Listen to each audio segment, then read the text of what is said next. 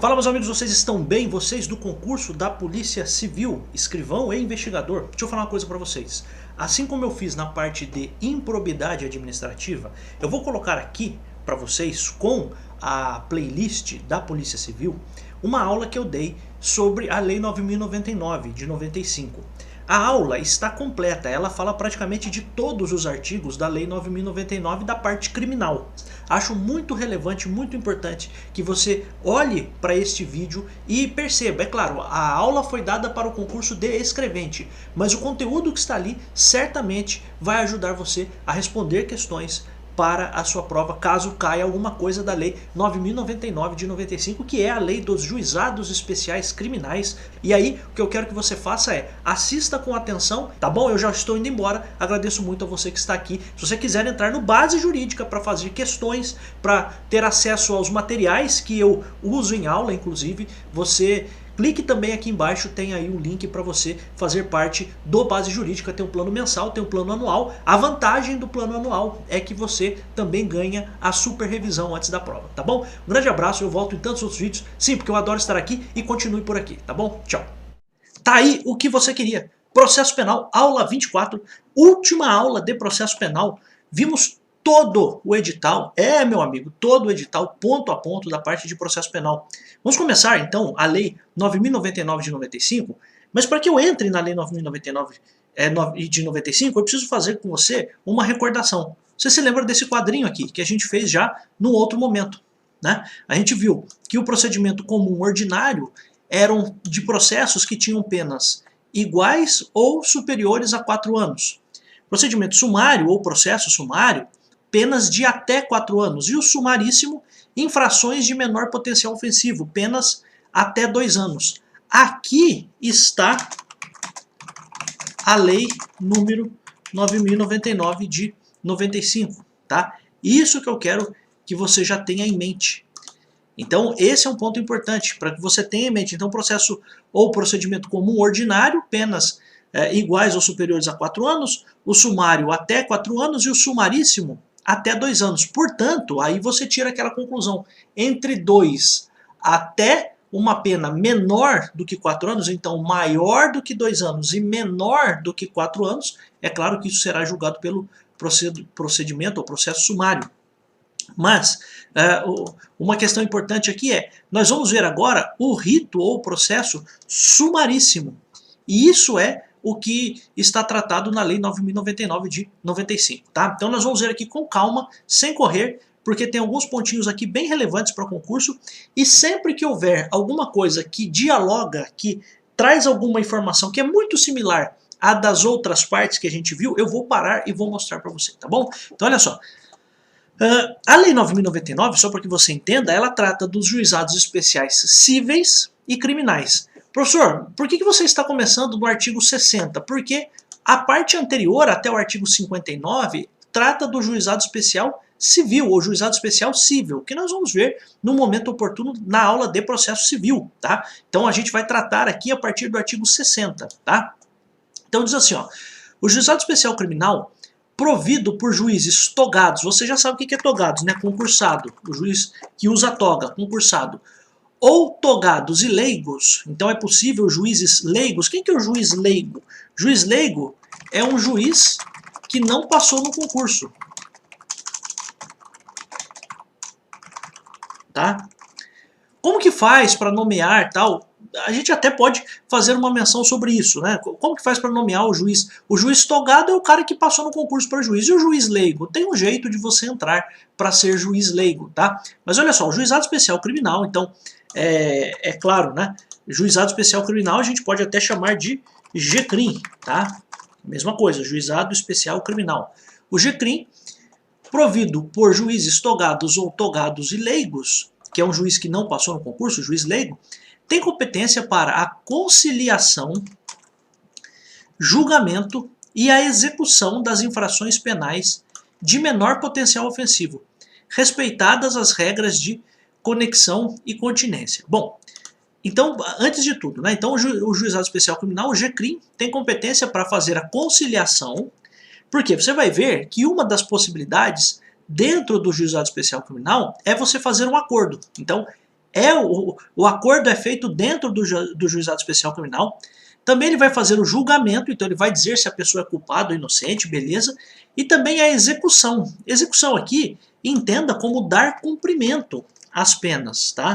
Então, dar cumprimento às penas. Então, conciliação, julgamento e execução das infrações penais de menor potencial ofensivo, respeitadas as regras de conexão e continência. Aqui, para que a gente não tenha maiores problemas, conexão e continência tem a ver com a competência para ser feito o julgamento. Então, você precisa entender que cada juiz ou cada vara do juizado especial criminal tem um limite de competência, né? Conexão e continência tem muito a ver com isso, com a competência. Não há necessidade, a não ser que de fato seja necessário que eu me aprofunde em alguma outra coisa, mas não há necessidade de agora a gente explicar para você a diferença de conexão e de continência. Mas os dois aqui, você não precisa nem perder muito tempo com isso para fins aqui de você entender esse artigo. Conexão e continência tem a ver com respeitadas as regras do jogo de onde os processos serão julgados. Tá? Então, é como se eu dissesse assim, ó, respeitadas as regras do jogo com relação ao local em que o processo tramitará e em relação à eventual reunião de processos para serem julgados por um mesmo juiz, tá? Não precisa se preocupar muito com isso, estou apenas aqui traduzindo, tá? Pontos importantes aqui. Já vi questão de concurso tratando com a indicação de que o GCRIM, Juizado Especial Criminal, tem competência para o julgamento e execução, mas não tem para conciliação, não. Ele tem essa tripla competência: conciliação, julgamento e execução dos crimes, das infrações penais de menor potencial ofensivo. Isso aqui é o que chama bastante atenção, tá? Parágrafo primeiro, na reunião de processos, ó, reunião de processos aqui, a gente poderia fazer essa reunião de processos, seja pela conexão, seja pela continência. São duas formas de você reunir esses processos, tá? Então, na reunião de processos perante o juízo comum ou o tribunal do júri, decorrentes da aplicação das regras de conexão e continência, observar-se-ão os institutos da transação penal e da composição dos danos civis. Bom, vamos lá. Eu vou precisar fazer aqui uma observação para você. Ó, na parte do júri, tribunal do júri, nós vimos que se houver crimes conexos aos crimes que são julgados pelo júri, que são os crimes dolosos contra a vida. Então, na parte do júri, a gente viu que se houver crimes conexos aos crimes que são julgados pelo tribunal do júri, que são os crimes dolosos contra a vida, caberá ao júri, né,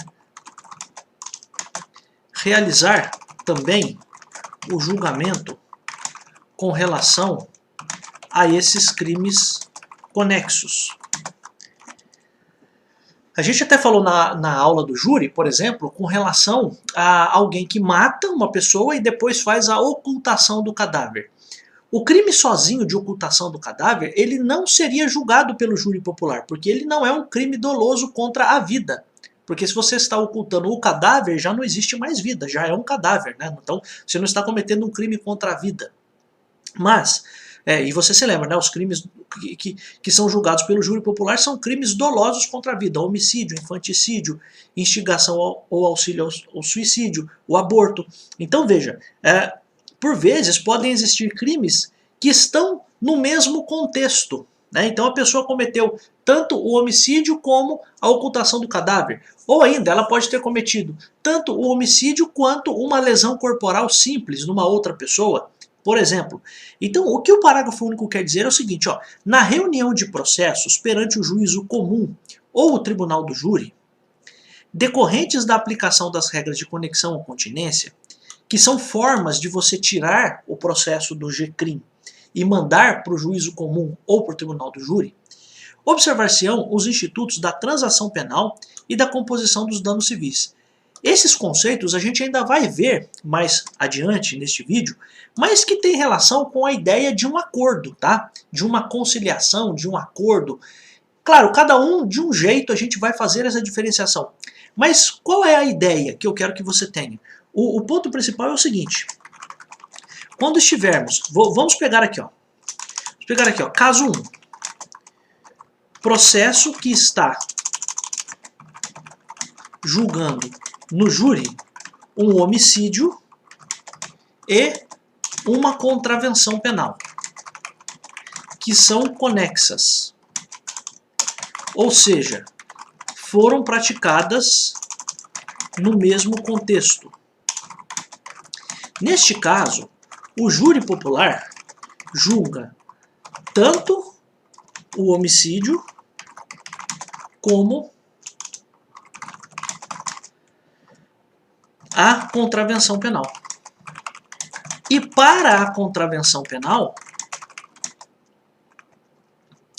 devem ser aplicados os benefícios do artigo 60, parágrafo único da Lei 9.099 de 95. Quais são esses benefícios? Transação penal e composição dos danos civis. É isso que eu quero que você entenda. Então, caso 1. O processo está sendo julgado no júri. Um homicídio e uma contravenção penal estão sendo julgados lá no júri. São conexos, então eles foram praticados no mesmo contexto. E neste caso, o júri popular julga tanto o homicídio como a contravenção penal. E quando estiver sendo feito o julgamento da contravenção penal, devem ser dados a este réu os benefícios que estão aqui no artigo 60, parágrafo único. Que benefícios são esses? Então, o cara vai ser condenado, vai receber a pena pelo homicídio, tudo bem, mas com relação à contravenção penal, que é uma infração penal de menor potencial ofensivo, para a contravenção penal vai haver o oferecimento desses benefícios, da transação penal ou da composição civil. É isso que eu quero que você entenda. Também, vamos pegar aqui, caso 2. Processo que está... Processo de latrocínio. Não vou colocar processo de roubo, vai só para você entender. Processo de roubo que está com um juiz pelo rito comum ordinário, porque a pena é maior do que 4 anos, você se lembra disso, que sendo um crime punido com mais de 4 anos é pelo rito comum ordinário, né? Então, está com o juiz normal pelo rito comum ordinário, porque a pena é maior do que 4 anos. E também consta neste processo uma contravenção penal. Neste caso, o juiz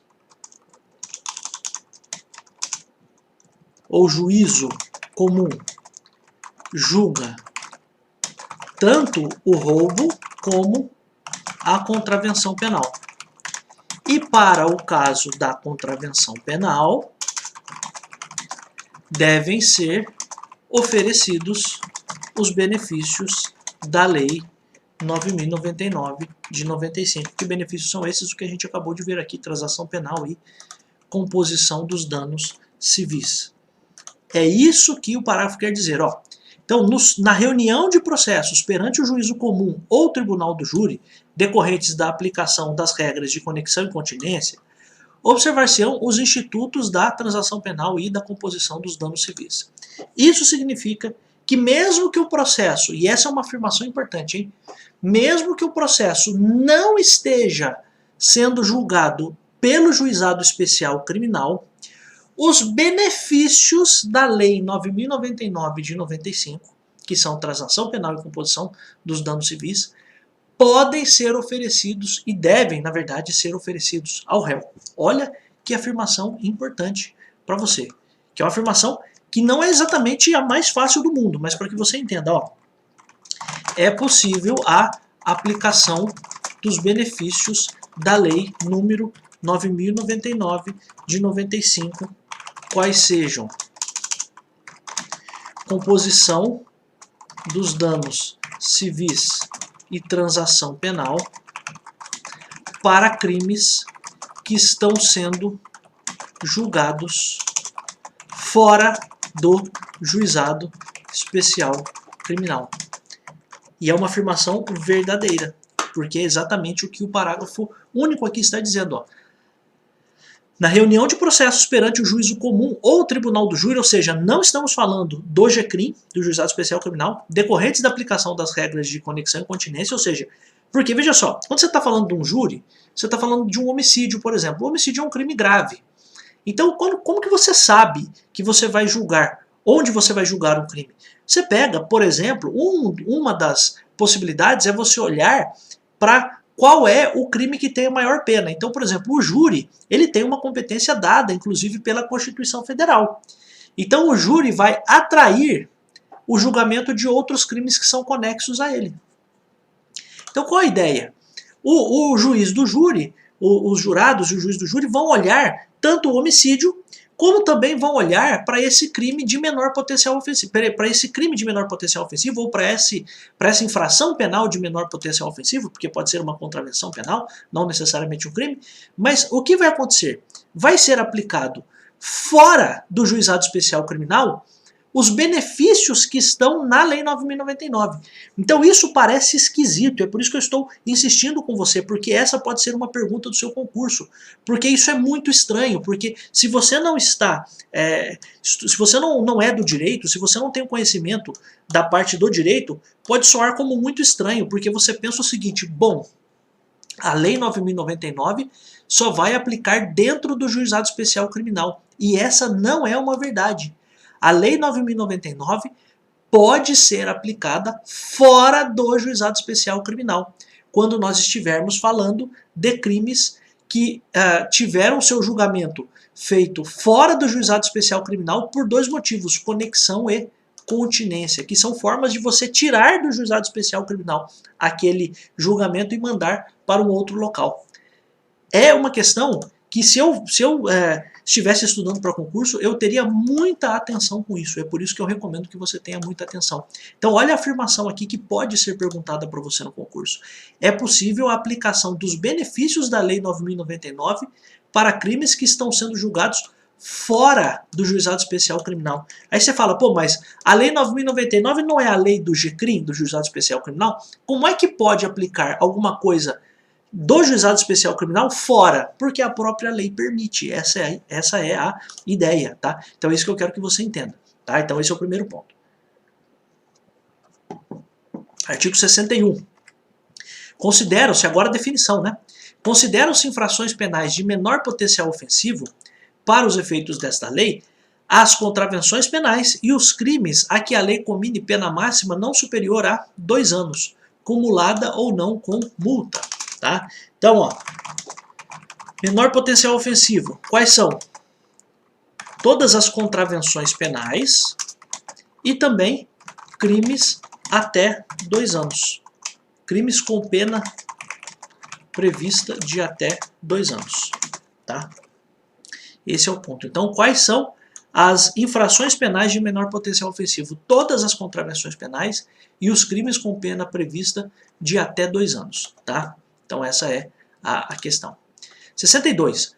O processo perante o juizado especial orientar-se-á pelos critérios da oralidade, simplicidade, informalidade, economia processual e celeridade. Então esses aqui são os princípios. Oralidade, sabe o que é oralidade?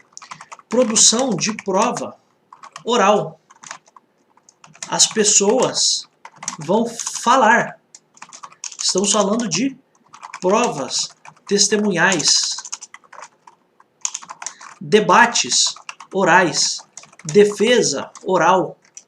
Tudo isso é possível. Então, oralidade é isso, você fazer tudo verbalmente. Então, um dos princípios do juizado, oralidade. Outro princípio, simplicidade. Ou seja, vamos fazer as coisas sem burocracia. Essa é a ideia. Informalidade também. Uma ideia de que você não precisa ter tantas formalidades assim. Economia processual. Então vamos fazer as coisas de um modo que realmente seja o mais objetivo possível. Celeridade. Então vamos fazer uma coisa de modo rápido. Objetivando sempre que possível. Olha o objetivo aqui. Sempre que possível. Claro, tem vezes que não vai ser possível, né? Mas objetivando sempre que possível a reparação dos danos sofridos pela vítima e a aplicação da pena não privativa de liberdade. Então, olha só. O que é a pena não privativa de liberdade? São penas que não vão levar a pessoa para ser presa. Pode ser uma multa.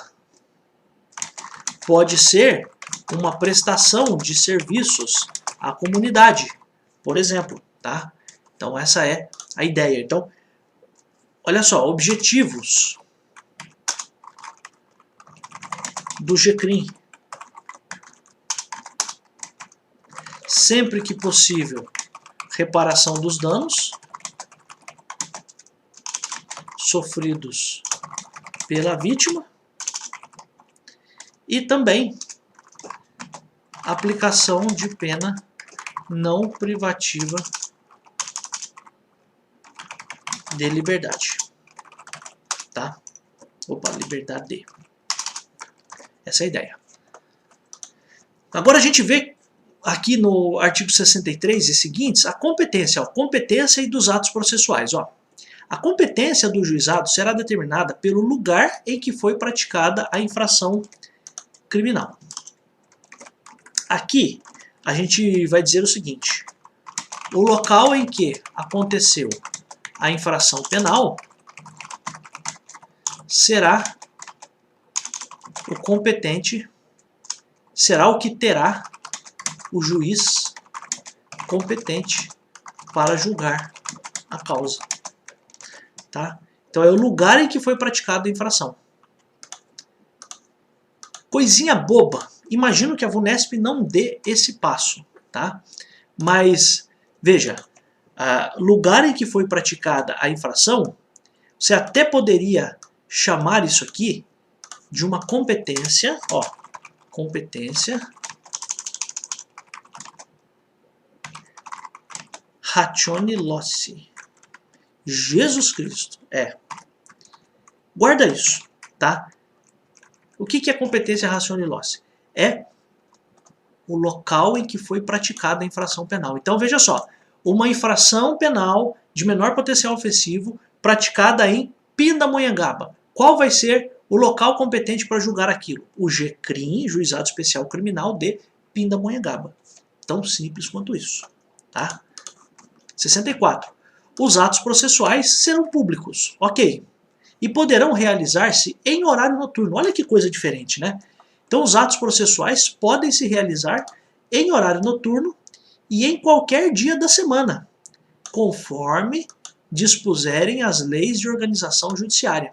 Então pode ser que no estado, isso aqui vai variar, isso aqui então varia de estado para estado. Mas é possível que você tenha atos processuais. Que atos processuais são esses? Por exemplo, audiências em horário noturno, tá? E também em qualquer dia da semana, conforme dispuserem as normas de organização judiciária. Então, cada estado tem a sua norma de organização judiciária. Para a gente precisa saber o quê? O que cai no concurso? É proibida a realização de atos processuais em horário noturno. Não, é permitida, tá? Ah, é proibida a realização de atos processuais em qualquer dia da semana? Não, é possível, tá? 64 é isso. 65. Os atos processuais serão válidos sempre que preencherem as finalidades para as quais foram realizados, atendidos os critérios indicados no artigo 62. O que diz o artigo 62? São os princípios, né? Ó, princípios. Vamos até colocar aqui, ó, para você guardar. Princípios do GCRIM.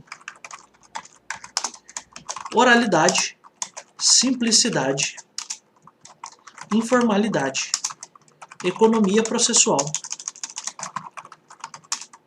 celeridade. Então esses são os princípios, né, que a gente já viu no artigo 62. Olha o que diz então, só para a gente voltar aqui no 65. Os atos processuais serão válidos sempre que preencherem as finalidades para as quais foram realizados, atendidos os critérios indicados no artigo 62. Ou seja, você vai olhar para os atos processuais e vai verificar o seguinte, cara, isso aqui foi feito para que o processo fosse mais célere, que é um dos princípios aqui, foi. Foi feito de modo oral? Foi feito do modo simples, para atender a simplicidade? Informal? É para fazer economia processual? Então ele vai valer. Isso aqui serve para dizer para você uma coisa. Todos os andamentos no GCRIM são mais simplificados. Essa é a ideia, tá? Parágrafo primeiro. Então, o 65 é isso. Os atos processuais serão válidos sempre que atingirem as finalidades ou objetivos, tá? Para os quais forem realizados. Cara, eu tinha que juntar um documento de um jeito, eu juntei o documento de outro jeito. Mas juntou? Tá tudo bem, tá tudo certo. A gente não vai ficar pegando no seu pé com burocracia. Essa é a ideia do GCRIM, tá? Esse é o ponto. Então, o 65 é isso. Então, os atos processuais serão válidos sempre que preencherem as finalidades, ou seja, os objetivos para os quais foram realizados, atendidos os critérios do 62. E os 62 são essas ideias, esses princípios de oralidade, informalidade, celeridade, etc. e tal, tá? Então, esse é o ponto. Parágrafo 1º do 65. Não se pronunciará qualquer nulidade sem que tenha havido prejuízo. Ou seja, se alguma coisa realmente aconteceu e, porventura, não foi exatamente do jeito que a lei previa, mas atingiu o seu objetivo, vamos tocar o processo para frente. Essa é a ideia. Não vai ser declarada nenhuma nulidade se não ficar provado que a parte sofreu um efetivo prejuízo. Tá?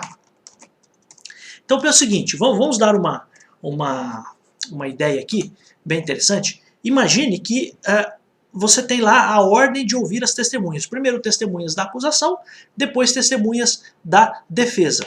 Tá? Então qual é o ponto que eu acho relevante que você entenda? Se porventura o juiz, quando estiver fazendo a oitiva, primeiro ouvir as testemunhas da defesa e depois ouvir as testemunhas da acusação, você inverteu a ordem. Mas aí veja só, se no processo comum, normal, isso poderia causar algum prejuízo, no GCRIM, você vai olhar para aquilo e vai pensar o seguinte, bom, tá tudo bem. Mesmo que a lei tenha essa previsão de que primeiro houve a testemunha da acusação e depois a defesa, mas ouviu a da defesa e depois ouviu a da acusação. E não teve nenhum problema, não teve nenhum prejuízo, não causou nenhum prejuízo para a parte, vamos tocar para frente. De novo, não vamos ficar apegados a burocracias. Essa é a ideia. Então não vai ser pronunciada pronunciada aqui é declarada, tá? Declarada, reconhecida. Qualquer nulidade, qualquer ato para anular o processo sem que tenha havido prejuízo. Então não vai ser declarada nenhuma nulidade se não ficar provado que a parte sofreu o efetivo prejuízo. Tá? Parágrafo 2º. A prática de atos processuais em outras comarcas poderá ser solicitada por qualquer meio hábil de comunicação. Olha que coisa louca, né? Aí a gente poderia aqui olhar e verificar o seguinte. É possível que o GCRIM de Taubaté solicite por WhatsApp, ó, tô dando um exemplo, hein? Por WhatsApp que uma pessoa seja citada em Tremembé, que é outra cidade.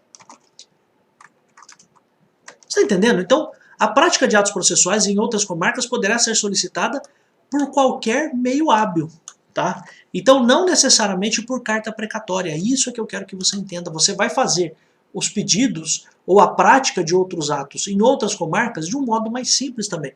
Você lembra como era a carta precatória? Você precisava ter o nome do juízo deprecante, o nome do juízo deprecado, o nome do réu, a finalidade para a qual é feita a carta precatória, você vai ter que ter assinatura, etc. e tal. Aqui não, aqui é uma coisa mais simples, tá? Então a prática de atos processuais em outras comarcas pode ser solicitada por qualquer meio hábil outro meio hábil de comunicação. Questão do concurso. No juizado especial criminal, para serem realizados outros atos processuais, há necessidade de carta precatória, se forem realizados em outras comarcas, não. Qualquer meio hábil pode servir para que isso realmente aconteça. Tá? Parágrafo 3º. Serão objeto de registro escrito exclusivamente os atos havidos por essenciais. Ó, serão objeto de registro escrito exclusivamente os atos havidos por essenciais. Então você só vai registrar os atos essenciais. Os atos realizados em audiência de instrução e julgamento, que é aquela audiência em que você vai ouvir as partes, vai ouvir as testemunhas, então os atos realizados na audiência de instrução e julgamento poderão ser gravados em fita magnética ou equivalente. Olha que coisa louca. Por quê? De novo, isso aqui serve para prestigiar o princípio da oralidade. Você está entendendo? Então isso aqui serve para prestigiar o princípio da oralidade. Por quê? Você só vai registrar por escrito os atos que forem essenciais. Tá? Então, qualquer outra coisa você pode deixar gravando lá, você pode deixar a gravação correndo em fita magnética ou equivalente, pode ser vídeo hoje, né? Então isso poderia ser feito, tá? Então isso aqui serve para prestigiar o princípio da oralidade. Então o registro escrito só para aquilo que realmente for essencial, tá? Então se você tem lá uma pessoa que está dando um depoimento e o juiz vai pegar esse depoimento e colocar na ata, dizendo o que aquela pessoa disse, só vai constar ali o que for realmente essencial, tá? Então isso é muito importante. Só os atos essenciais vão ser objetos de registro escrito, tá? A citação será pessoal e far-se-á no próprio juizado, sempre que possível, ou por mandado. Olha que coisa louca. Então citação será pessoal, ou seja, do próprio réu. Não dá para citar o advogado dele, tá? Então a citação será pessoal do próprio réu e far-se-á no juizado, então, no balcão do juizado, tá? Sempre que possível, ou por mandado. O mandado aqui é oficial de justiça. Então olha que coisa louca. Citação no GCRIM. Pessoal, no juizado, sempre que possível, ou mandado. Essa é a ideia. Então como acontece? Pessoal, ou seja, o próprio réu é citado. No juizado, sempre que possível, ou seja, o réu está passando lá pelo juizado, ele fala assim, bom, deixa eu ver aqui se tem um processo aqui contra mim, será que está tramitando alguma coisa contra mim aqui? Né? Então isso pode acontecer, né? E, enfim, é o que a lei diz, né? Que pode acontecer, ou então por mandado, por oficial de justiça. O oficial de justiça vai até o réu para entregar para ele a citação. Agora aqui é aquela questão interessante, hein? Que a gente já viu na aula de processo sumário, ó. Não encontrado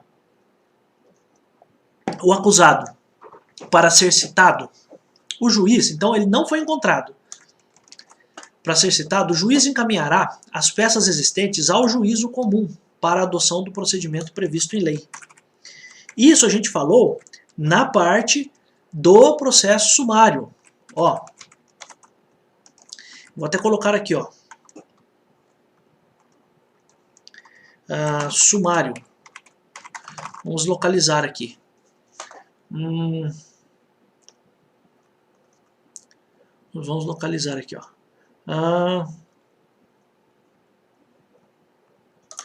Ó, a gente falou na parte do processo sumário, a gente disse assim, ó.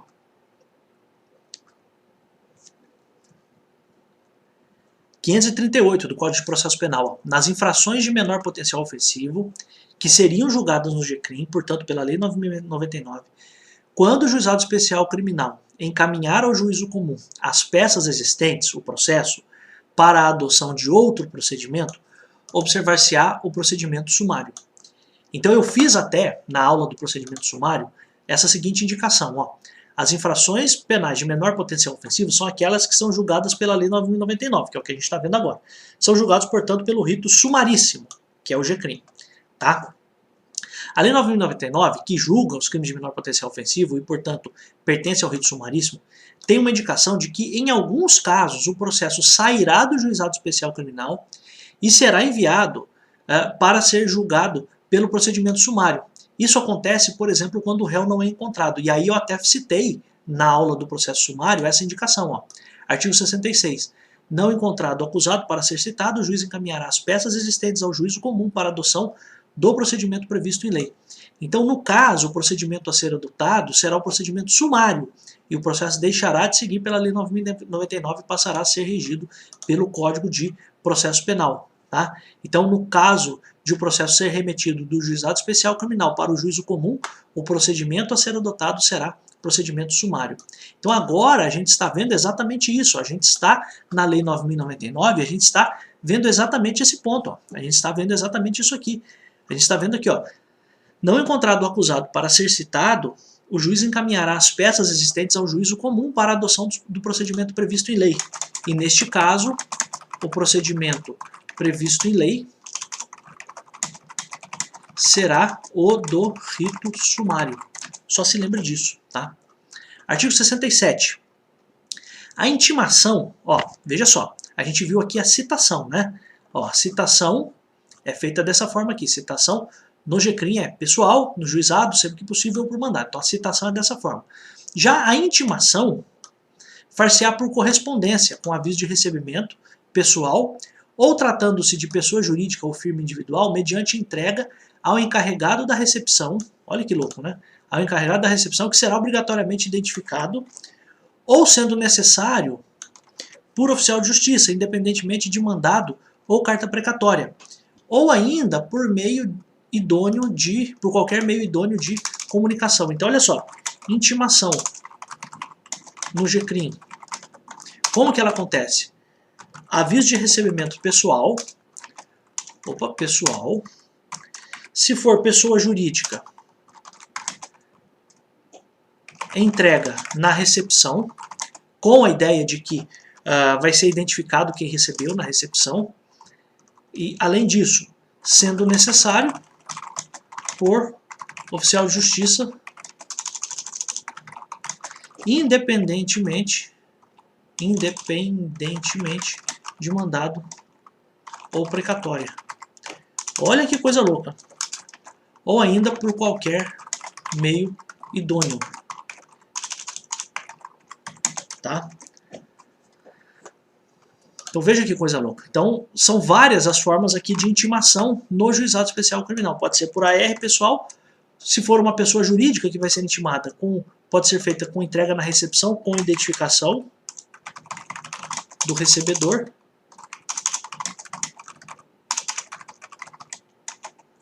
Sendo necessário por oficial de justiça, isso aqui chama atenção, hein?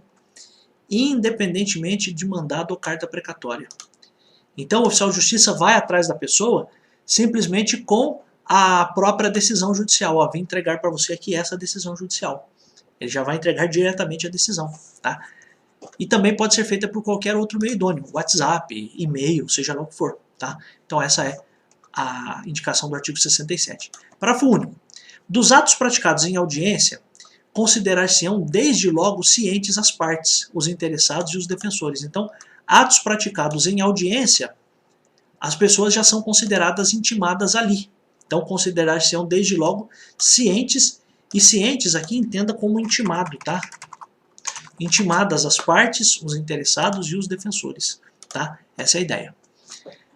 Então, você tem a ideia de que se teve alguma coisa que aconteceu dentro da audiência, qual é o prazo? Quando começa a correr o prazo? A partir do dia da audiência. Tá? Então, se aconteceu alguma coisa na audiência, eu sempre até falava nas turmas de exercício, quando eu estava fazendo algumas coisas lá do processo civil, aqui a gente está falando de processo penal, mas a ideia acaba sendo a mesma. Quando existe a indicação de que a pessoa vai ser cientificada na audiência, porque na audiência aconteceu alguma coisa, e se ela não estiver dormindo na audiência, ela já está sabendo que houve aquela decisão. Então o prazo para ela recorrer, caso ela não goste, começa a contar dali da audiência, tá? Daquele dia da audiência. Então dos atos praticados em audiência, considerar-se-ão desde logo cientes, intimadas as partes, os interessados e seus defensores.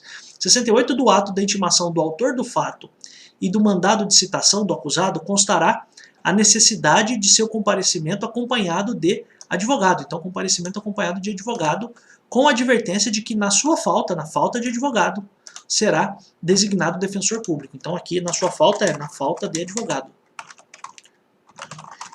Tá? Então, quando o cara for intimado, ou mesmo citado, precisa haver essa indicação. Meu chapa, você vai ter que vir com advogado. Se você não vier com advogado, a gente vai nomear aqui para você um defensor público, tá? Um advogado que vai fazer a sua defesa, tá? Então são considerações muito importantes. Então aqui a gente viu, no primeiro momento, ó, da competência e dos atos processuais dentro do GCRIM. Agora a gente vai ver, na seção 2, da fase preliminar. Então olha só, a autoridade policial que tomar conhecimento da ocorrência aqui é de um fato criminoso, tá? Ou de uma contravenção penal, Então, de um fato criminoso com pena, vou até colocar, até 2 anos, ou de uma contravenção penal, então, a autoridade policial aqui, o delegado, tá? Delegado que tomar conhecimento da ocorrência lavrará um termo circunstanciado e o encaminhará imediatamente ao juizado, com o autor do fato e a vítima, providenciando-se as requisições dos exames periciais necessários. Então olha só para que você entenda. Aconteceu um fato que poderia ser punível pelo GCRIM, o delegado de polícia não faz um boletim de ocorrência, mas um termo circunstanciado, que é, entre aspas, só para que você entenda, é um boletim de ocorrência mais simplificado, tá? Então o nome não é boletim de ocorrência, é termo circunstanciado. Então aconteceu um fato que poderia ser punível pelo GCRIM, ou seja, um crime com pena de até 2 anos, ou então uma contravenção penal. Numa situação como essas, o delegado, ele lavra o termo circunstanciado, não lavra o inquérito, o boletim de ocorrência, ele lavra um termo circunstanciado e encaminha imediatamente esse termo ao juizado. O juizado aqui é o GCRIM, tá? Com o autor do fato e a vítima. Então, o autor do fato é a pessoa que vai ser, claro, se não tiver processo, ele não vai ser réu, mas só para que você entenda aqui, né? Com o acusado, com o réu, só para você entender, né, o que eu estou falando. Então vai mandar o termo circunstanciado, o réu e a vítima providenciando-se as requisições de exames periciais necessários. Então, se porventura há necessidade de um exame de corpo de delito, por exemplo, algum exame documental, enfim, tá? Então é isso que vai ser feito. Então essa é a fase preliminar.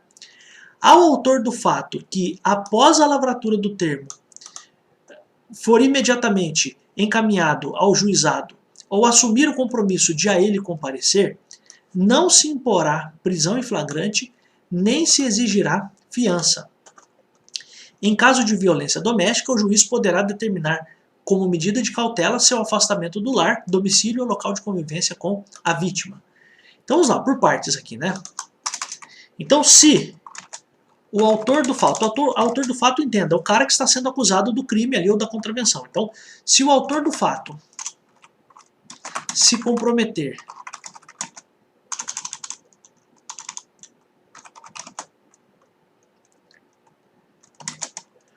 a comparecer ao juizado, ou se ele de imediato já comparecer ao juizado, ele não será preso em flagrante e também não será exigida dele a prestação de fiança. É isso que eu quero que você entenda. Então, contra essa pessoa não vai ser exigida a prestação de fiança. Beleza. Ou não vai ser preso em flagrante. E no caso de violência doméstica, você acabou de ver aqui, o juiz poderá determinar como medida de cautela o afastamento desse cara do lar. Então, ó, meu chapa, você está sendo acusado de violência doméstica, já estou determinando que você saia de casa, tá? Que você deixe de conviver com a vítima. Isso tudo, claro, depois vai dialogar com a questão da Lei Maria da Penha. A gente vai ver que, a gente vai ver não porque não vai cair no seu concurso, né, mas a Lei Maria da Penha tem lá algumas peculiaridades também, mas é possível que isso aconteça então, que não haja prisão em flagrante se o cara que está sendo acusado ali, investigado, o autor do fato, se ele for até o juizado, se ele for encaminhado ao juizado, ou se ele assumir o compromisso de comparecer ao juizado. Então, o que acontece? Essa pessoa está fazendo um crime, está cometendo um crime, o que a polícia pode fazer? Pode levá-lo até a delegacia, não dando voz de prisão para ele não é preso, ele é conduzido à delegacia, e lá, depois que foi lavrado o termo circunstanciado, ele assina dizendo que se compromete a comparecer. E aí, se ele fizer esse compromisso, ele não vai ser preso em flagrante e não vai ser exigida dele a fiança, tá? Essa é a ideia. Comparecendo o autor do fato e a vítima, e não sendo possível a realização da imediata audiência preliminar, será designada a data próxima da qual ambos sairão cientes. Então, comparecendo onde? Né? Comparecendo em juízo, né? O autor do fato e a vítima, e não sendo possível a realização da audiência preliminar, será designada a data próxima da qual sairão cientes. Tá? 71. Na falta do comparecimento de qualquer dos envolvidos, a secretaria aqui é a vara, tá? Providenciará a sua intimação, e se for o caso, a do responsável civil, nas formas do artigo 67 e 68 da lei. 67 e 68, a gente está falando das empresas, né? Então, qual é o responsável ali pela empresa?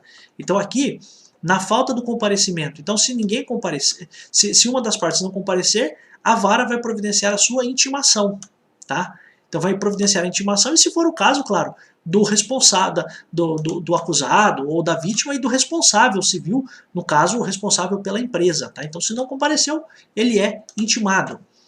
Agora vamos, o que vai acontecer nessa audiência preliminar? Ó, na audiência preliminar, presente o representante do Ministério Público, o autor do fato e a vítima, e se possível o responsável civil, acompanhados por seus advogados, o juiz esclarecerá sobre a possibilidade de composição dos danos e da aceitação de aplicação imediata da pena privativa de liberdade. Então, olha só, o que acontece na audiência preliminar?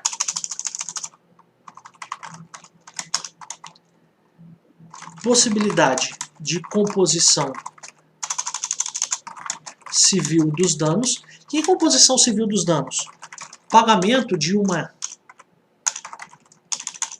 indenização, reparação dos danos causados, etc. Tá? Ou ainda uma retratação, então a pessoa faz uma retratação, volta atrás de alguma coisa do que ela disse, por exemplo. Tá? Então, o que pode acontecer na audiência preliminar? Primeiro, precisa estar presente todo mundo. Representante do Ministério Público, autor, vítima, se for uma empresa, o representante civil da empresa, então todo mundo precisa estar lá, inclusive o Ministério Público, com seus advogados, então acompanhados por seus advogados. O juiz vai esclarecer sobre a possibilidade da composição dos danos e da aceitação de proposta de imediata aplicação de pena não privativa de liberdade. Então, ó, o que vai acontecer? O que pode acontecer?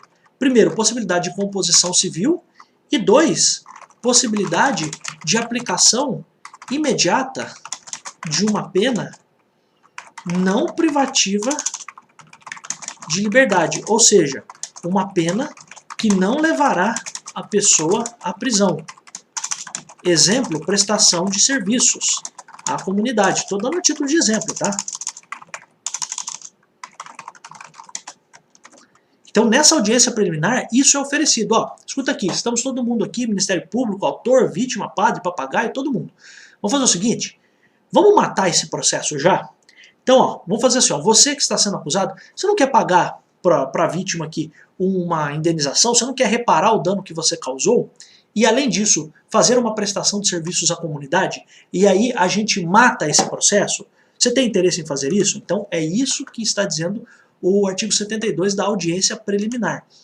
A audiência preliminar serve para matar o processo no ninho, para nem ter o processo. Tá? Essa é a ideia. Esse é o artigo 72. 73. A conciliação, que é essa tentativa de acordo, né? A composição civil aqui é acordo, tá? Só para composição dos danos é um acordo. Né? Então, olha só. A conciliação, esse acordo, Conciliação será conduzida pelo juiz ou por conciliador sob sua orientação, sob orientação do juiz. Os conciliadores são auxiliares da justiça, recrutados na forma da lei local, preferencialmente, então preferencialmente, não é obrigatoriamente, hein? Preferencialmente entre bacharéis de direito, excluídos os que exerçam funções na administração da justiça criminal. Então, excluídos aqueles bacharéis de direito que exercem funções na administração da justiça criminal.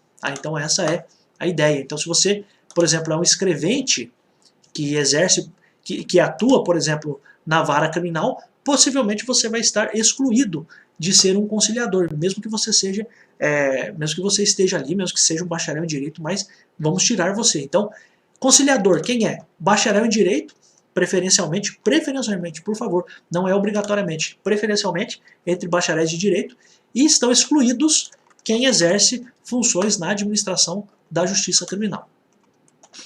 Teve o acordo, ó, a composição dos danos civis será reduzida a escrito, então vai constar na ata, vai ser reduzida a escrito, e homologada pelo juiz, mediante sentença irrecorrível. Então o juiz vai dar uma sentença homologando este acordo, essa composição civil. Ele vai dizer assim, homologo a composição civil.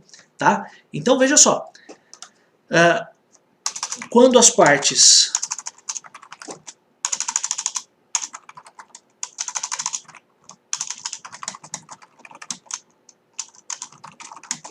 fazem o acordo, ele é registrado por escrito no processo e é homologado pelo juiz através de uma sentença irrecorrível.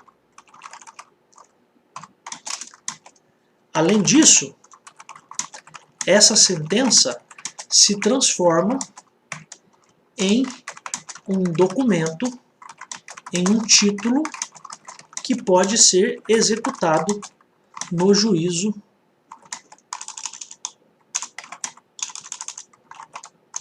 civil, caso o autor do crime não cumpra com o acordo. Olha que coisa louca. Então você tem um acordo. A composição dos danos civis, então você fez o acordo. Então, ó, o acordo para reparar os danos, né? Então a composição dos danos civis, esse acordo para reparar o dano, ele vai ser reduzido a escrito, homologada pelo juiz por uma sentença irrecorrível. Terá eficácia de título a ser executado no juízo civil ou civil competente. Significa o quê? Que nós estamos num processo criminal, do juizado especial criminal, mas eu fiz um acordo. Esse acordo se transforma agora numa questão que, se eu não cumprir, pode ser executado, pode ser cumprido isso no juízo civil. Tá? Então essa é a ideia. Ó.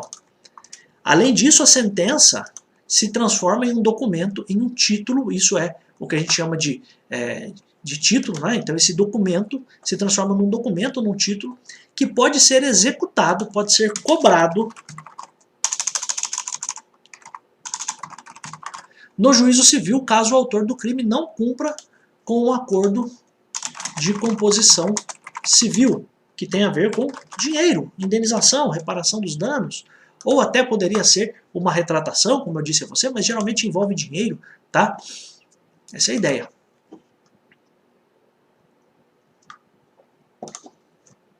Parágrafo único.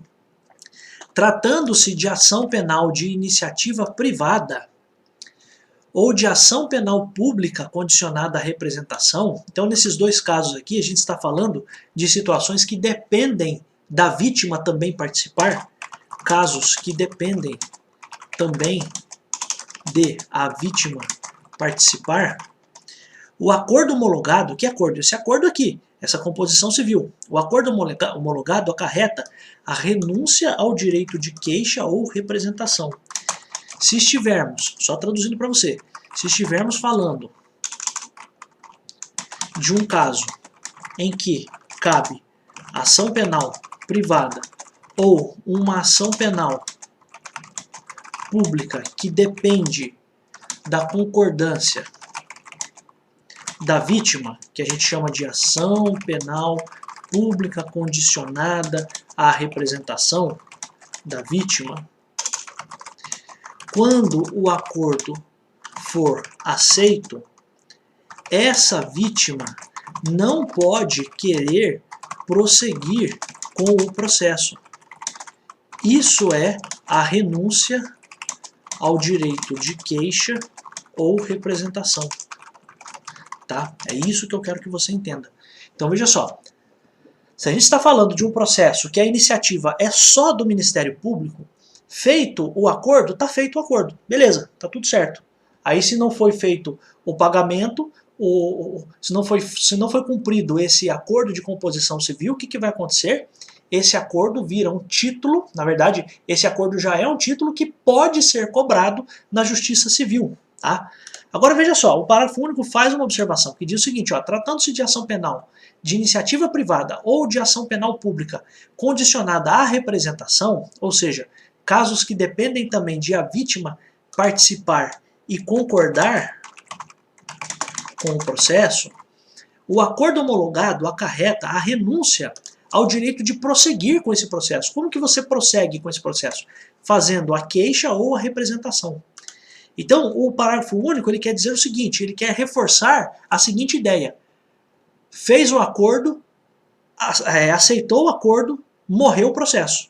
Então, concordou com o acordo, fez o acordo, morreu o processo. Mesmo que eu esteja falando de um processo em que há participação da vítima, como é o caso da ação penal de iniciativa privada ou da ação penal pública condicionada à representação. Portanto, mesmo que a gente esteja falando de um processo em que a vítima precisa se manifestar, mesmo numa situação como essas, se foi feito o acordo, a vítima não tem mais o direito de querer que isso tenha andamento. Tá? Essa é a ideia. Fez o acordo, cedeu para fazer o acordo, cedeu o processo, morreu. Fez o acordo, cedeu fazendo o acordo, você abriu mão de alguma coisa, porque quando você faz o acordo, você está assumindo a culpa. Querendo ou não, você está assumindo a culpa. Então, você fez o acordo, cedeu, fez o acordo, morreu o processo. Não tem mais processo. Então, a vítima não pode querer continuar esse processo. Tá? Então, essa é a ideia do artigo 74, parágrafo único. 75. Não obtida a composição dos danos civis, será dada imediatamente ao ofendido a oportunidade de exercer o direito de representação verbal, que será reduzida a termo. Então aqui a gente está falando, isso serve para casos em que a ação penal é pública condicionada à representação da vítima. Ou seja, a vítima precisa dizer claramente ao Ministério Público e ao juiz que quer que o acusado que quer que o autor dos fatos, vamos melhorar, seja processado. Isso é a representação, é você dizer claramente. E aqui o que o artigo 75 está dizendo é bem simples. Não foi feito o acordo, não obtida a composição, será dada imediatamente ao ofendido a oportunidade de exercer o direito de representação verbal, que será reduzido a termo, ou seja, se a vítima, o ofendido,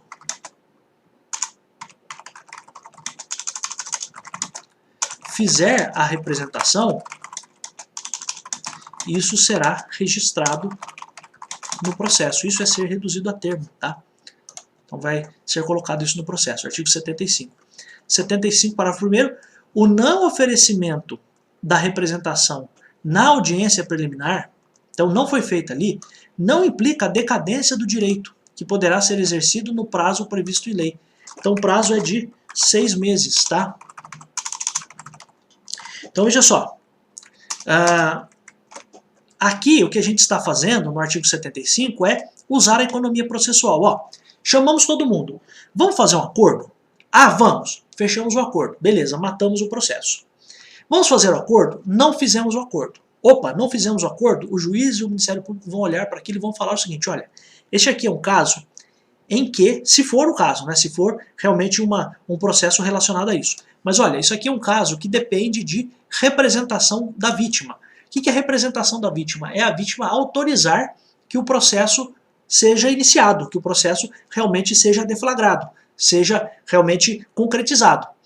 A vítima, por economia processual, ela já pode ser instruída pelo juiz dizendo o seguinte, ó, considerando que um dos princípios aqui do juizado especial criminal é a celeridade, é a economia processual, vamos aproveitar que você está aqui, vamos perguntar para você o seguinte, você quer fazer a representação agora? Você já quer dizer aqui para a gente claramente que você quer que o processo continue? E a vítima pode dizer quero, ela pode dizer ali naquele momento. Mas a vítima pode dizer o seguinte também, não, peraí, eu vou pensar. Então, o que o parágrafo 1º está dizendo é isso, o não oferecimento da representação na audiência preliminar não implica a decadência do direito. Ou seja, não significa que a pessoa, se a pessoa não fizer, ó, se a pessoa não fizer a representação na audiência, ela ainda poderá fazê-lo no prazo dado por lei. Tá? Então aqui, decadência é perda do direito, tá? De fazer a representação. Então não implica a perda do direito de fazer a representação, que pode ser exercido normalmente no prazo previsto em lei. E a gente sabe que é um prazo de 6 meses. Então o que eu quero que você entenda aqui, na tentativa de fazer um acordo, nessa audiência aqui preliminar, qual é a grande ideia? A grande ideia é a seguinte, ó, moçada, vamos aproveitar que a vítima está aqui, eu já vou perguntar, vítima, você quer representar? Ah, quero, beleza, vamos reduzir isso a termo. Vítima, você quer representar? Não, não quero. Ah, então tá bom, você sabe que você tem o prazo de 6 meses para fazer isso. Então, se você quiser, depois você volta aqui e faz a representação. É isso, tá? Então, o parágrafo único, o caput diz que se não foi feito o acordo, é possível que já seja, aqui ó, será dada imediatamente ao ofendido a oportunidade de exercer o direito de representação. Então, aproveita o ensejo que o cara já está lá, pergunta para ele se ele quer representar. Se ele quiser representar, isso já é reduzido a termo, isso já é colocado na ata, mas, se for o caso, se a pessoa não quiser fazer a representação, ela vai ser orientada. Ó, você não quer fazer hoje? Beleza, tá tudo certo. Você ainda tem o prazo que a lei te dá para fazer isso. O prazo é de 6 meses, tá? 76. Havendo representação ou tratando-se de ação penal pública incondicionada, ou seja, quando não é necessária a manifestação da vítima, não é necessária a representação, não sendo o caso de arquivamento, então olha só, não sendo o caso de arquivamento, o Ministério Público poderá propor a aplicação imediata da pena restritiva de direitos ou multas a ser especificada na proposta. Então é como se eu dissesse o seguinte, ó, se a vítima fez a representação nos casos em que isso era cabível.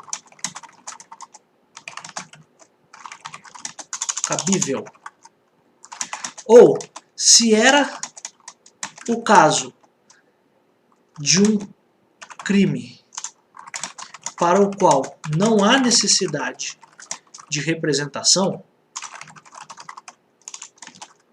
que a gente chama de ação penal pública incondicionada,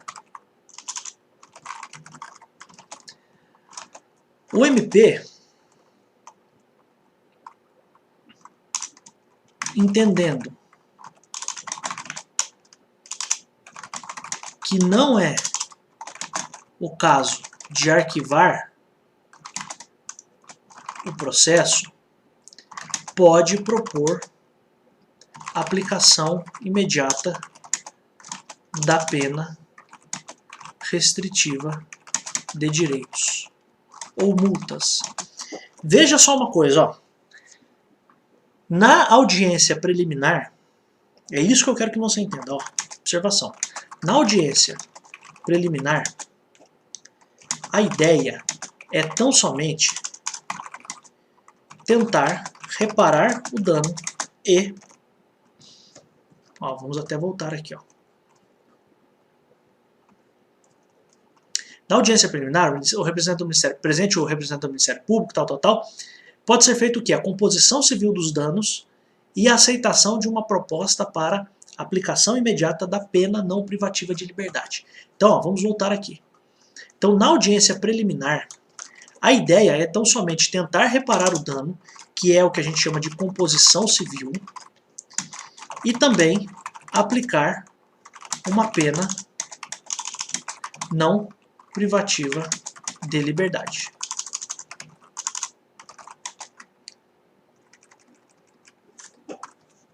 Certo? Não sendo aceita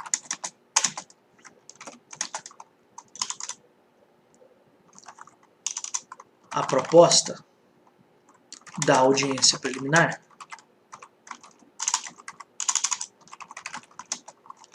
o Ministério Público pode agora oferecer duas coisas: aplicação imediata da pena não privativa de liberdade e multas. Então perceba que no primeiro momento some a ideia de composição civil. Então na audiência preliminar a ideia é tão somente tentar fazer a composição civil dos danos. Faz um acordo e além disso você aplica uma pena para este cara. Não vou aceitar, não quero aceitar este acordo. Tá bom. Isso vai ser mandado para o Ministério Público. Então, não sendo aceita a proposta, o Ministério Público agora pode oferecer uma nova proposta. Uma nova proposta. Qual que é essa nova proposta? Agora, você que está sendo acusado tem algumas possibilidades. Eu quero propor para você a aplicação de multas ou ainda a aplicação imediata de uma pena não privativa de liberdade. Essa é a ideia, ó. Havendo representação ou tratando-se de crime de ação penal pública, ou seja, que não há necessidade de manifestação da vítima, não sendo o caso de arquivamento, o Ministério Público pode propor a aplicação imediata da pena restritiva de direito ou multas a ser especificada na proposta. E aí, veja, num caso como estes, num caso em que há essa proposta, de novo a parte vai comparecer para ver se ela aceita essa proposta do Ministério Público. Tá? Parágrafo 1º diz assim, ó, nas hipóteses de ser a pena de multa a única aplicável, o juiz poderá reduzi-la até a metade. Você vai ver que existem crimes e até... Você vai ver não, né? Mas eu estou apenas dizendo para você que existem crimes e até contravenções penais em que a única pena é a multa. Então pode ser que o juiz, vendo isso, diga o seguinte, ó, vamos fazer o seguinte, se só cabe multa para este crime aqui, vamos reduzir essa multa pela metade. Então é isso que diz aqui o parágrafo 1º. Ó, nas hipóteses de ser a pena de multa a única aplicável para o crime, o juiz poderá reduzi-la até a metade. Tá? Para quê? Para você incentivar o cara a aceitar essa proposta, a aceitar esse acordo. Parágrafo 2º, ó. Não se admitirá essa proposta se ficar comprovado algumas coisas. Ó. Então, quando não cabe, então isso aqui é como se eu dissesse para você o seguinte, não cabe essa proposta. Aliás, vamos até dizer para você que essa proposta aqui, o nome dessa proposta aqui, a gente chama de transação penal, tá? O nome dessa proposta aqui, que é feita pelo Ministério Público, é chamada de transação penal. Então, ó, havendo representação ou tratando de crime de ação penal pública, o Ministério Público poderá propor a aplicação imediata da pena restritiva de direitos, a ser especificada na proposta. Isso aqui tem um nome. Isso chama-se proposta de transação penal. Tá? É uma questão importante para você. Acho relevante trazer isso para você. Tá? Agora, olha só, não cabe essa proposta de transação penal quando, primeiro, ter sido o autor da infração condenado pela prática de crime à pena privativa de liberdade por sentença definitiva. Ou seja, o cara, então quando é que não cabe a transação penal, essa proposta feita pelo Ministério Público? Quando que isso não é cabível? Isso não é cabível quando a pessoa, ó, ter sido autor da infração condenado pela prática de crime a pena privativa de liberdade. Então o cara já puxou cadeia, vamos dizer assim bem claramente. É que pode ser no regime aberto, né? Mas pena privativa de liberdade por sentença definitiva. Então o réu não é primário, tá?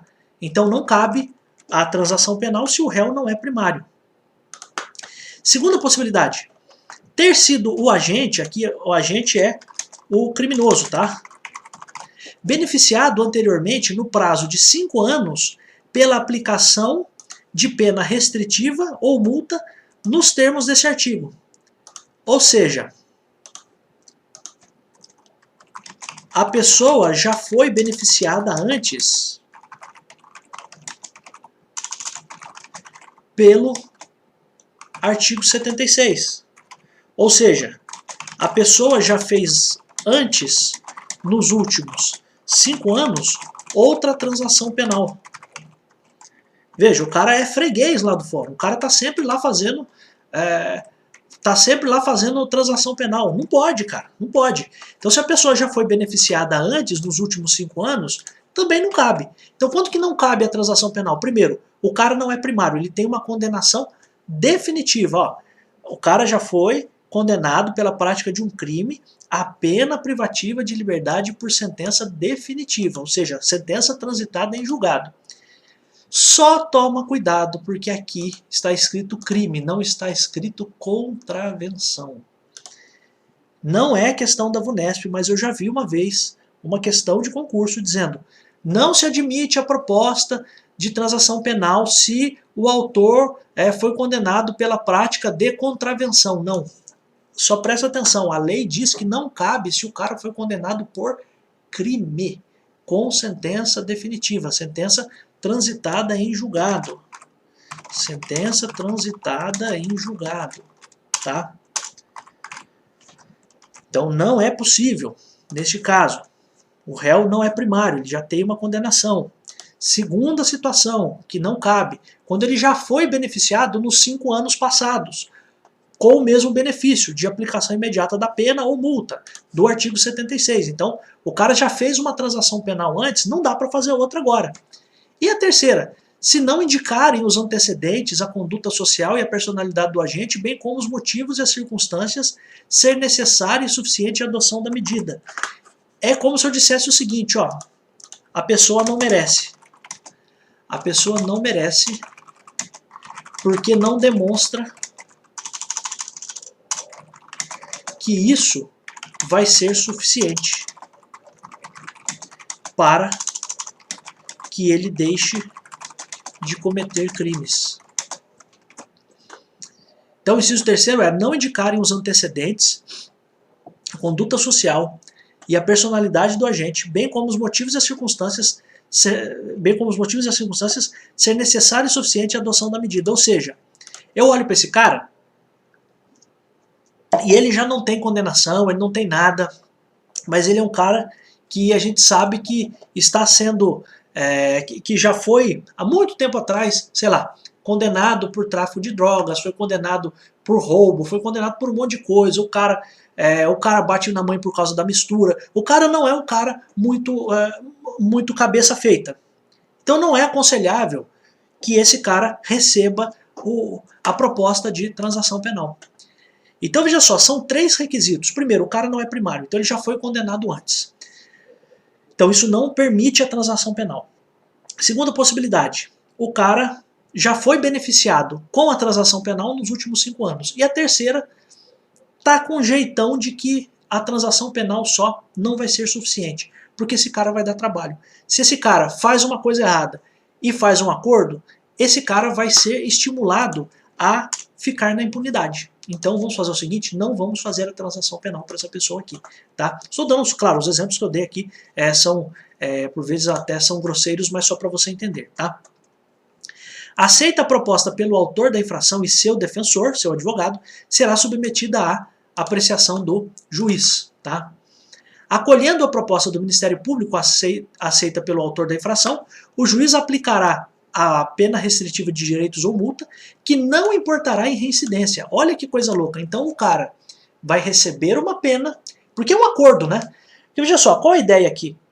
a ideia é matar esse processo no ninho. A gente tentou matar o processo no ninho com a composição civil. Não conseguimos? Vamos dar um próximo passo. Vamos fazer então a transação penal. O Ministério Público faz a proposta. O cara aceitou a proposta do Ministério Público? Tudo bem, você vai cumprir a pena, mas eu vou te dar um boi, eu vou te dar um benefício. Qual é esse benefício? Você não vai ser reincidente. Isso vai ficar registrado apenas para impedir novamente o mesmo benefício no prazo de 5 anos. Que benefício é esse? Esse benefício aqui, ó. Então, ter sido agente beneficiado anteriormente no prazo de 5 anos, tal. Então, olha só, uma coisa importante aqui, que é realmente bem relevante para você. O ponto importante é, o juiz acolheu a proposta do Ministério Público e o acusado aceitou a proposta, o juiz homologa esse acordo feito, essa transação feita com o Ministério Público. E aí qual é o ponto? Esse cara que está sendo acusado do crime, ele já vai ter a pena aplicada de imediato. Ó, você vai ficar prestando serviços à comunidade por 6 meses. Então a aplicação aplicará a pena de restritiva de direitos ou multa, certo? Então você vai estar cumprindo pena. Mas, se a polícia parar você e perguntar se você já foi condenado, você não foi condenado. Porque você fez um acordo, você não foi condenado, porque não teve processo. Entenda isso. Você não foi condenado e você não é reincidente, não é nada disso. Por quê? Porque não teve processo. Tá? A gente matou esse processo no ninho. Matamos o processo no ninho, você não vai ser reincidente. Então não importará em reincidência. Então você não é reincidente. A única coisa que vai acontecer é o seguinte, ó. Vamos fazer um acordo aqui com você. Só que você não vai poder ser beneficiado com esse mesmo acordo nos próximos 5 anos, beleza? Ah, beleza. Então, ó, você anda aí pianinho, não faz mais nada de errado. Então, nos próximos 5 anos você não vai ser mais beneficiado com isso, tá? Então, essa é a ideia. Então, amigos, o que eu quero que vocês entendam é que você primeiro tenta a composição civil. Não conseguiu?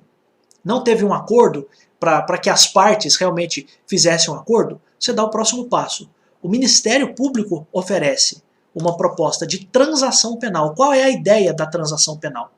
Você pode colocar na transação penal a aplicação de uma pena ou a aplicação de uma multa só, né? E essa multa pode ser reduzida pela metade.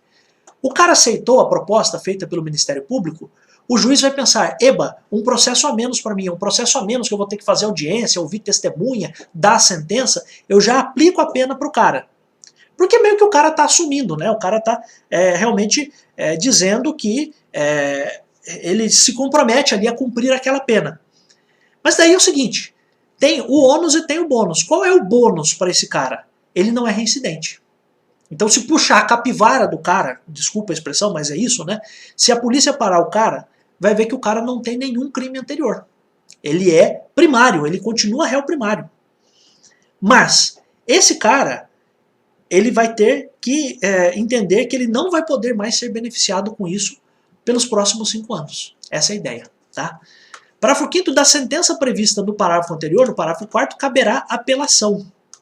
Tá? Então, cabe apelação caso a pessoa não goste, né? Então, referida no artigo 82, a gente ainda vai ver como que se dá essa apelação, mas só para que você entenda. Um ponto importante aqui é o seguinte, ó. A sentença que homologa a transação penal não é irrecorrível, pois cabe o recurso de apelação. É isso que eu quero que você entenda, porque o que pode cair no concurso? A sentença que homologa a transação penal é irrecorrível, e isso é uma mentira, isso é uma falácia, isso é errado, uma afirmação falsa. Tá? Então a sentença que homologa a transação penal, a sentença do parágrafo 4º, ela sim pode ser atacada por uma apelação. Tá? Quais são os motivos? Depois a gente vê, mas é possível fazer uma apelação. Então essa sentença não é irrecorrível. Se ela não é irrecorrível, ela é recorrível. Cabe contra ela o recurso de apelação. Tá? Parágrafo 6º, a imposição da sanção de que trata o parágrafo 4º deste artigo, ó, não constará na certidão de antecedentes criminais. De novo, estou falando a mesma coisa. Ó. Não consta para a certidão de antecedentes criminais, a não ser para os fins previstos no mesmo dispositivo. E não terá efeitos civis, cabendo aos interessados propor ação no juízo civil. Então, só para a gente terminar aqui, depois a gente vai fazer mais um vídeo, a gente vai fazer a parte 2 dessa parte aqui da Lei 9.099, só para a gente terminar. Eu vou terminar essa parte aqui para não ficar muito grande para você, tá? Mas olha só, esse acordo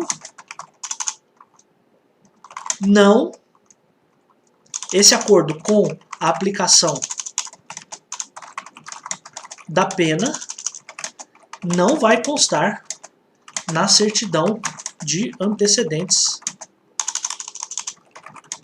criminais, tá? Apenas constará que foi feito anteriormente esse mesmo acordo. Como não aconteceu a composição civil, que era a primeira alternativa, a vítima do crime deve propor a ação no juízo civil, tá? Porque veja, o que o parágrafo está dizendo aqui, ele está tratando de dois assuntos, né? Que poderiam ser tratados em parágrafos diferentes, mas ele resolveu colocar tudo no mesmo assunto aqui, ó. Ele trouxe algumas informações. Primeiro, essa pena não vai constar na certidão de antecedentes criminais. Então, se você faz esse acordo, né, se você realmente concorda em fazer essa transação penal, puxando os seus antecedentes criminais, não vai constar isso lá. Isso vai constar só no fórum. Para quê? Para que se você estiver passando pelo mesmo acontecimento de novo, lá no fórum vai constar que você já foi beneficiado anteriormente com isso. Mas não vai constar isso na sua certidão de antecedentes criminais. Vai constar lá num arquivo específico do fórum. Essa é a primeira informação. Agora, como você não fez acordo com a vítima, que era a composição civil, mas fez acordo com o Ministério Público, o que o parágrafo aqui quer dizer é o seguinte, ó, a vítima agora vai ter que buscar no juízo civil a indenização que poderia ter sido alcançada na composição civil. Então lembre-se, houve a primeira possibilidade, era a da composição civil, a audiência preliminar para a composição civil. Ela não aconteceu. Porque se ela acontecesse, a composição civil, o que era? Era as partes já se resolverem ali, já haver o pagamento das dívidas, dívidas não, né, mas o pagamento dos prejuízos, etc. Não houve isso, o réu não quis fazer isso, mas ele aceitou depois a proposta do Ministério Público. Então ele não aceitou fazer acordo com a vítima, mas ele aceitou fazer acordo com o Ministério Público. Fez um acordo com o Ministério Público, beleza. Não vai ter antecedentes, não vai ser reincidente, não vai constar em nenhum lugar. Só vai constar no fórum para um objetivo só, para que ele não seja beneficiado de novo com isso. Beleza. A outra informação do parágrafo é a informação de que a vítima agora ela vai ter que buscar num outro processo, num processo civil, a indenização que ele iria receber se tivesse sido feito um acordo. Então ele vai buscar a indenização, a reparação dos danos, no juízo civil. Essa é a ideia. Tá bom, meus amigos? A gente vai voltar para a segunda parte desse vídeo. Eu volto daqui a pouquinho, tá bom? Até já!